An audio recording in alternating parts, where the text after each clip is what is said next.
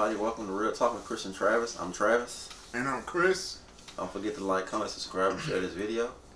And don't forget to catch us on Instagram at Real Talk with Chris and Travis. So today the topic is being a disabled parent, and this one seems like it's gonna be kind of fun. Just being real, I think it's gonna be kind of fun. So I guess I'm gonna lead off. Yeah, tell us, since you got the most experience in this area. Whew. I guess I could, start off with, my scariest, I guess you could say the scariest part of parenting for me was when my daughter was a baby. Like when she was maybe weeks to months old. That's my first child. I ain't never had a child before, so I have a older child, but she wasn't in diapers when I met her. See what I'm saying? So having like your own first child, like you see her when she slide out, you know what I'm saying? It was scary for me, man. My biggest fear was that like I always see people like they hold their babies and they're able to walk around with them to calm them down when they're crying and stuff like that. I couldn't hold her and walk around with her, so I was like, how am I gonna calm her down when she's crying or whatever? But like we said in previous videos that, when you're disabled, you get creative. And so, when my baby was weeks old, months old, babies tend to cry a lot at that age. And she was crying one day, and I remember like she was on me and my wife's bed and she was crying, and her mom was at work, so I was dad at home. And she was crying, and I picked her up and I put her in her bassinet, and I just like pushed the bassinet through the house. And I guess the rolling of the bassinet actually like put her to sleep. Like it calmed her down. She went to sleep, and she slept, for a good little minute. And then when she woke up, she started crying again, but I knew she was either wet or she was hungry. So she actually was a little bit of both. I changed her and I gave her bottle. She was good to go. Second hardest part for me when she was a baby was changing the diaper.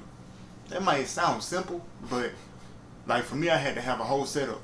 Like if we were in the living room, I had to get a chair for me to sit in, lay her on the little changing pad on the couch, and then I had to like turn her certain ways physically for me to be able to balance myself and like change her diaper, clean her up, all of that stuff.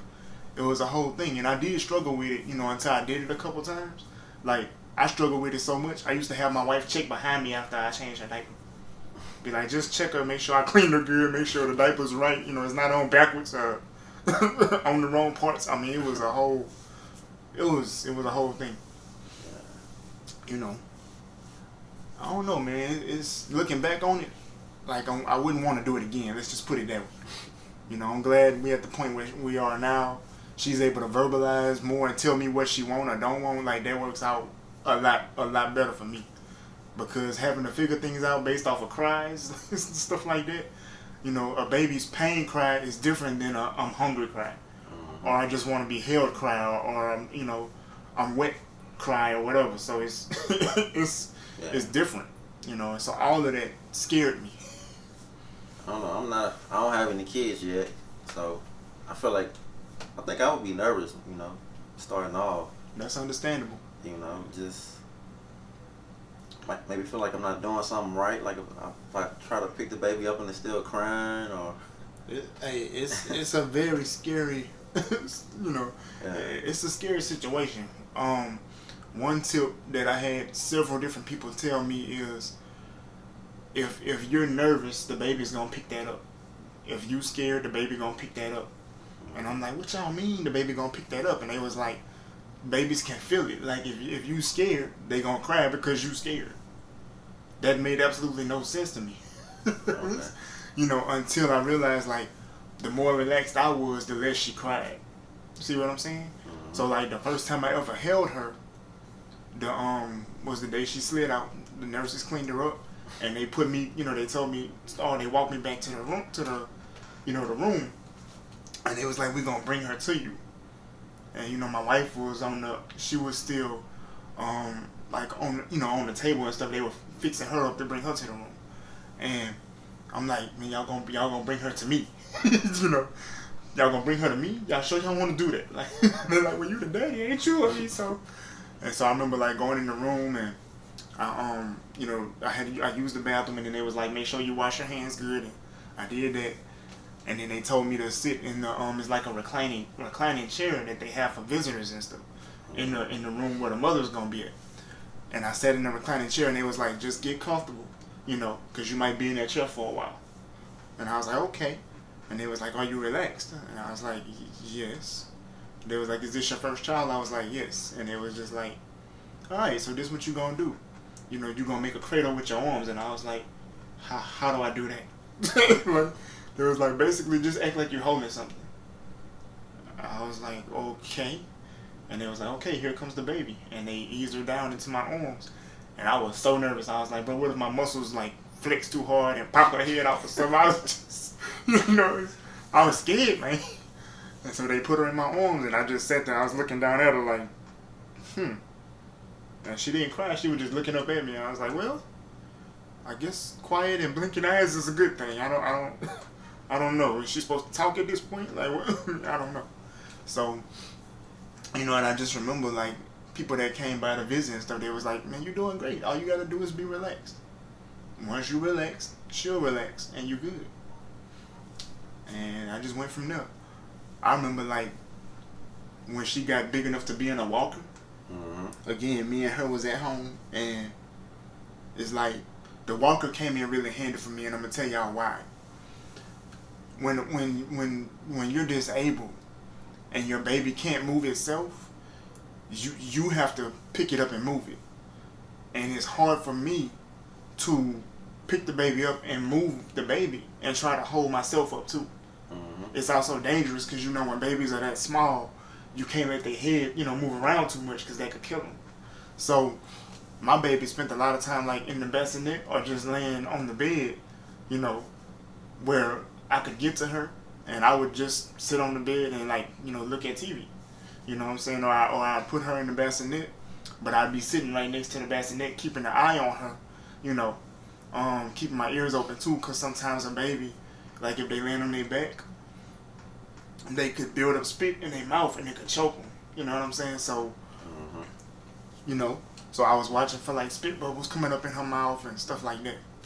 But once she got to the point where she could be in a walker, it was like we was off and running then, because I would on the days when I had her and I was by myself, I would put her in the walker and she would just run around the house, and I would of course keep up with her because she ain't moving that fast, but my ankles were sore during the whole time she was in the walker because my feet got ran over so much. Yeah. So I mean, if I had to give tips for like a new parent or somebody who ain't never done it, it's like, yeah, that's what I was gonna ask you. Like, what are some tips you would give to like a individual like me, or another disabled individual on the do's and don'ts? The first thing I would say as far as a do is talk to people who already have children, or they either been through this stage already, because they're gonna be able to tell you a lot of stuff that'll help you. Now every situation is different, especially when you're disabled, because every disability is different. You know what I mean? So the second thing I would say is, how you people give gifts and you have to buy certain things before the baby even get here. I would look into the technology, and when I say technology, I mean like the walkers. They have these rockers that are almost like automatic. You know what I'm saying? Some of them are electronic, where you can put the baby in it, and you flip a switch and it rocks the baby for you. You know what I'm saying? So, like I said, for me, things like a bassinet. That's the one we had was kind of heavy. It was real solid. That meant that I could put the baby in the bassinet. And what I did is I kept one crutch on my own, and I kept one hand on the bassinet, and I would literally like push it, down the hallway, through the living room, in the kitchen, and then come back, push it backwards through the living room, back through the hallway, back in the bedroom. And I might do that, 4 or 5 times before she actually falls asleep. So it was like a workout for me, but she fall asleep from the bassinet rocking and she good to go. So that's why I say I would definitely check on the different technologies and things like that, because most times if you're disabled, you know what works for you and what doesn't.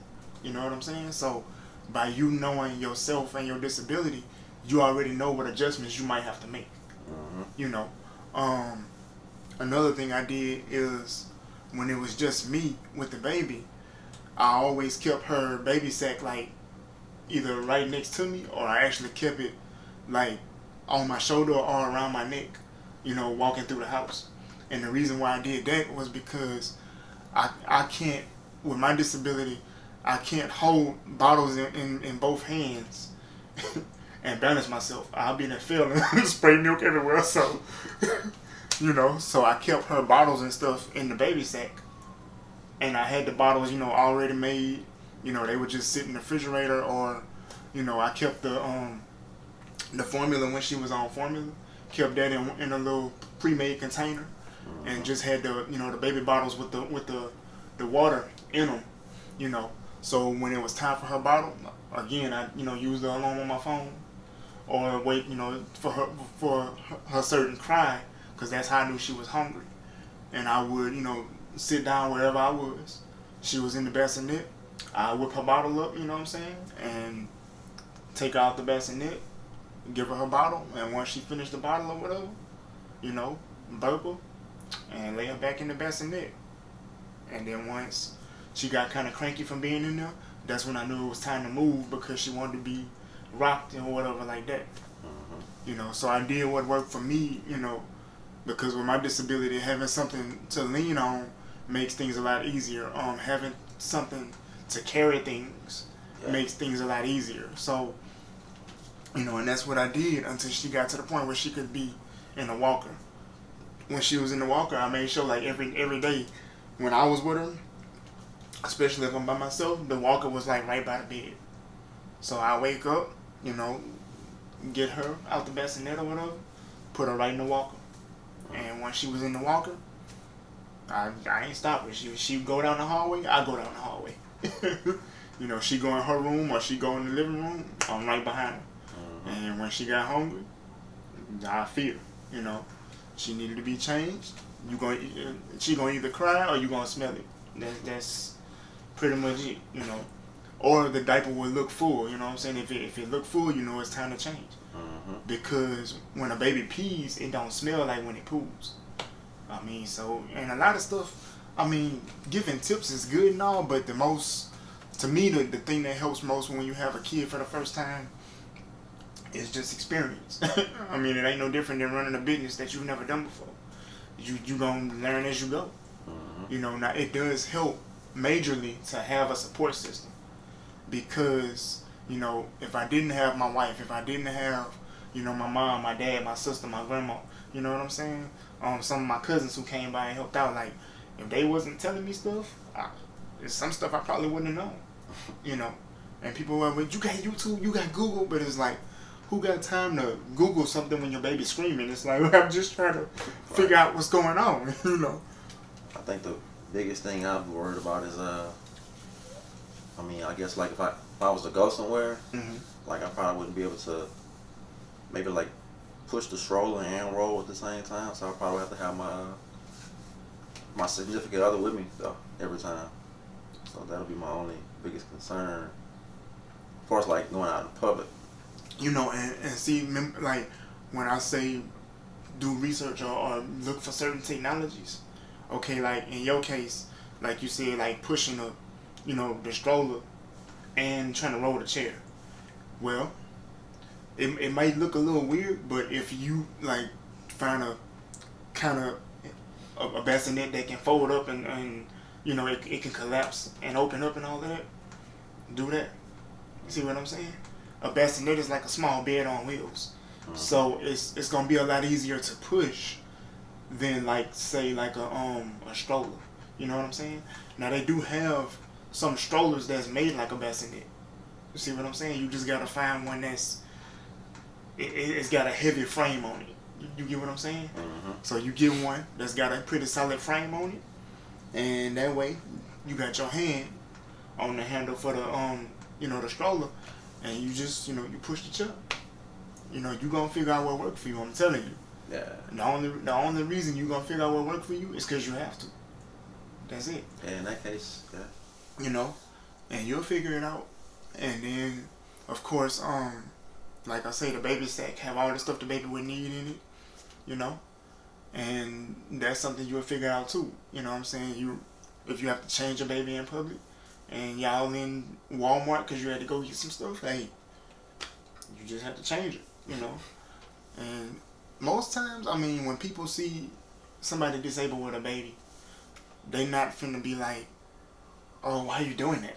Nah, most times people gonna come up, they gonna be like, hey, do you need some help? Because I can help you, do you need... Mm-hmm. People normally pretty good about that, Mm-hmm. My guess is because it touched their heart to see somebody actually, like, you got a lot of challenges yourself, but you out here, like, really taking care of your kid, like, Mm-hmm. I think that touches a lot of people's hearts. So, they most people will help you. Yeah, I mean, unless you the kind of parent I was really, really leery about everybody just coming up touching my baby and stuff. So, You stiff on everybody, huh? I did. I did. People would tell you, like, they was like, man, when I had, like, when Gigi came out, they was like, bro, he was so mean. Because I think I'll be the same way. I was mean to a lot of people. I'll be the same way because, I mean, it's like your child, your seed, Right. and you... I don't know what people be having. I don't know what you do with your hands. Like, Like, when nobody just touching your baby, I think that's... I understand that. yeah, I so... think the biggest thing for me would be, not having to worry about myself all the time. I have another life in the world to worry about. Yeah, it's got its pros and cons. I'll tell you that. Yeah. One of the pros, I think, when you have a child, and this go for anybody, it don't matter if you step parent, real parent, it don't matter if it's an older child, it's a baby, a younger child. It's like when you're a parent, sometimes you get down. You know what I'm saying? Like, you might be having a rough day, and your child just come up and start talking to you, Mm-hmm. and you don't know why, but it's like God used that child to actually lighten your heart. You know what I'm saying? So it's got some pros to it. You know what I'm saying? It's a lot of government kickbacks for having children.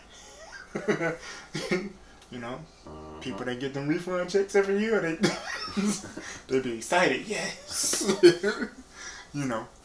But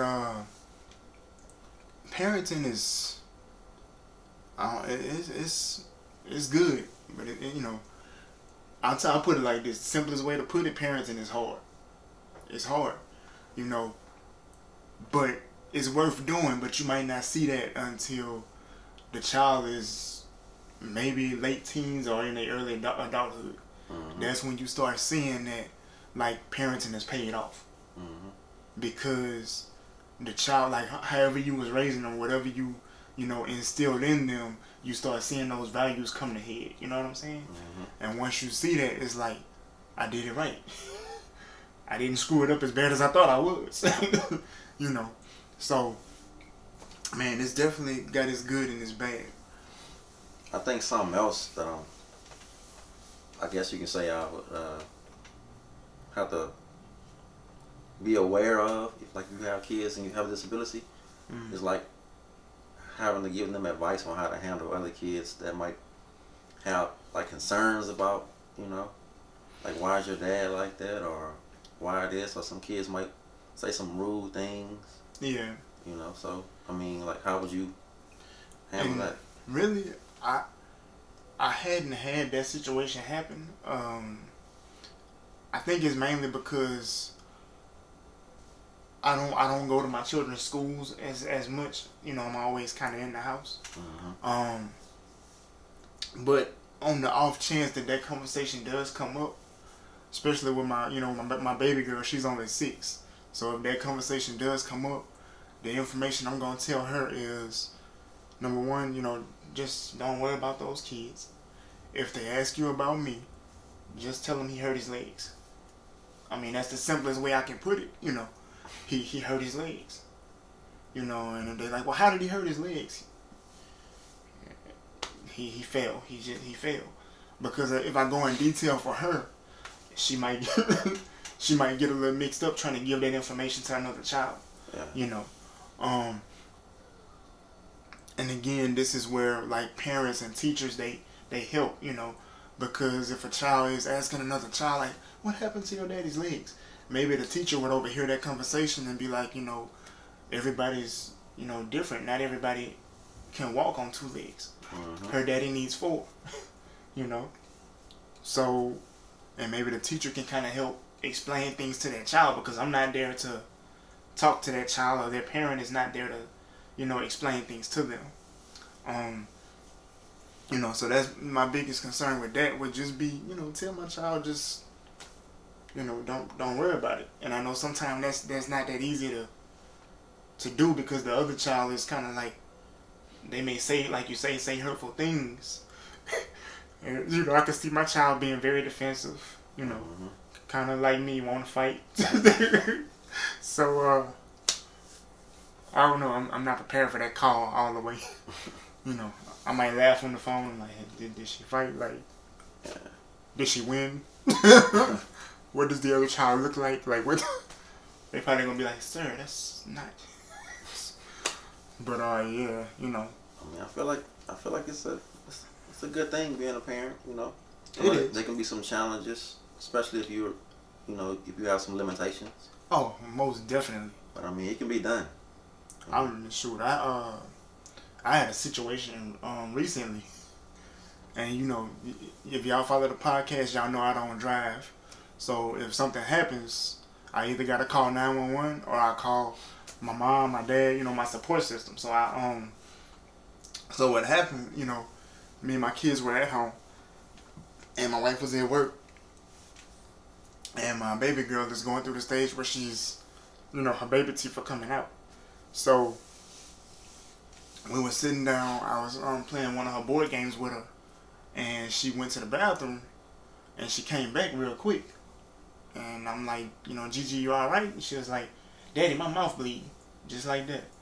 And I said, huh? And I was like, look at me. And when she turned and looked at me, like her whole mouth was full of blood. I mean, it was dripping like all out her mouth. And I didn't know what to think. I was just like, oh.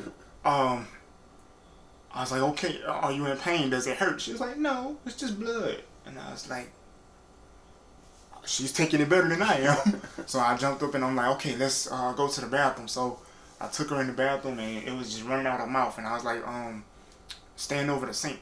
You know, and she's, you know, the sink was a little tall for her to be able to lean all the way over in it. Mm-hmm. So I just made her stand there. I had to go get one of her little chairs for her to stand up on. And when she stood up on the chair and she leaned her head over the sink, the blood was just coming out. And I'm like, man, what is going on? And she was like, it's my teeth. And I'm like, all your teeth shouldn't be bleeding. You know, your teeth shouldn't be bleeding like that. And turns out like one of her teeth was coming out and it was just bleeding. I had her like, I told her like, I got a little cup and I was like, here, swish some water in your mouth, you know, rinse your mouth out and just keep doing it until it stops bleeding. And it actually worked. I mean, it's, you know, she stopped bleeding. I didn't have to call 911. I didn't have to call for no help. You know, my wife called to check on us and I told her.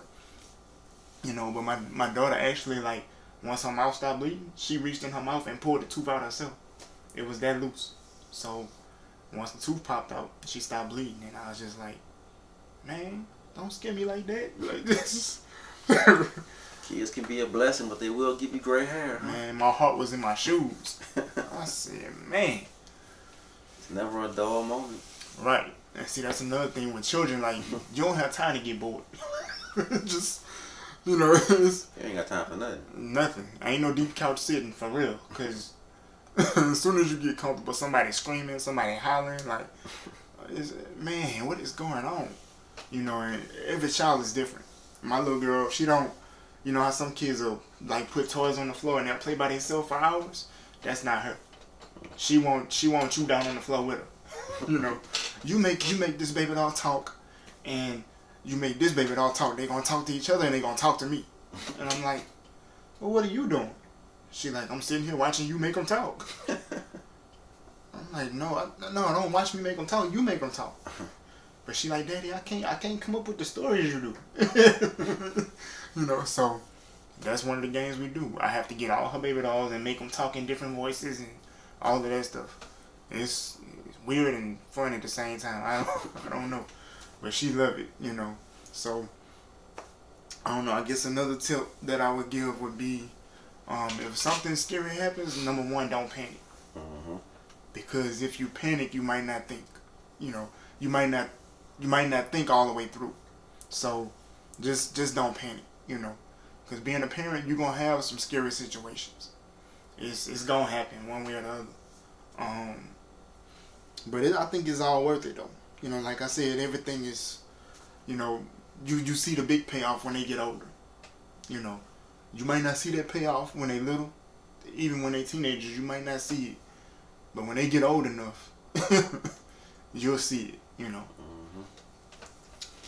I just feel like also, I mean, if you are a parent that's has a disability, I just feel like you should still, you know, don't let your limitations stop you. You know, just right. You know, that's huge. Yeah. Because honestly, I used to think that, you know, number one, I used to think that I would never have a kid, due to my disability. The second thought I had was, if I have a child because I'm disabled and I was born with it, would my child be born with a disability? And the doctor who actually delivered my child was the one that cleared that up for me. He was like, just because you're born disabled does not mean that your child is born disabled. And I was like, that's possible? He was like, oh yeah. And he said it. He said, your baby, he was like, she wasn't even here yet. He was like, she don't even have any signs of any kind of disability. I think that's something that everybody should know, because a lot of people have that stigma, like, oh, if this person has a disability, and if they have a child, oh, that child's gonna be like that. Mm-hmm. That's not true. So that's a little note for those, I guess you could say, you know, for the females out there. If you get with a guy that's disabled, your child will not be. That doesn't mean the child's gonna be disabled. You know what I'm saying? Right. You know, my wife is not disabled. Neither of my children are disabled. At our house, it's just me. But I am the big dog at home, though. I try not to bark too much. I do. Flexing on them. Nah, I don't like to flex, man. You get your muscle deflated doing that. You know, but yeah, man. Parenting when you're disabled, it can be hard. So, you know, if you have a support system, definitely, you know, use that support system. Do not be afraid to ask for help, because that was me too. You know, afraid to ask for help, feeling shame because I had to ask for help. Don't feel shame, because even able-bodied people have to ask for help when it comes to children, especially if it's your first one. So don't feel shame. Also, I mean, Google stuff, YouTube stuff, all of that stuff is not bad. All of it's, you know, not bad information. Before you have a child, or when you find out you're about to have a child, talk to doctors. You know, that's what they're here for. So talk to doctors. You know what I'm saying?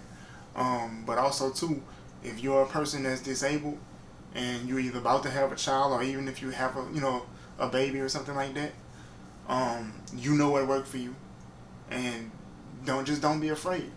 You know, take it one day at a time, one step at a time. You'll figure things out and you'll get through it. You know, you will. Hey, y'all take them expert tips, man. I wouldn't say I'm an expert, but them expert tips. Let's just say I've been through enough to know a little something. Would I do it again? Oh, nah. No. One time is enough. Yeah. Well, I look forward to it maybe one day. All I say is take your time, man. Oh, yeah. No rush. Yeah, no rush. Just take your time. What did I say? Maybe. Yeah, because the ball spots is working they way in on me. That's why I always keep my head up like this in the camera. Yeah, don't forget to like, comment, subscribe, and share this video. And don't forget to catch us on Instagram at Real Talk with Chris and Travis. Also, we have an email address. It is realtalkwithchrisandtravis@yahoo.com. So y'all can hit us up there if y'all have any questions, anything that y'all want to discuss, any topics y'all want to know about. Please hit us up there. And we'll be back next week with another video. Stay tuned. And we out. Peace.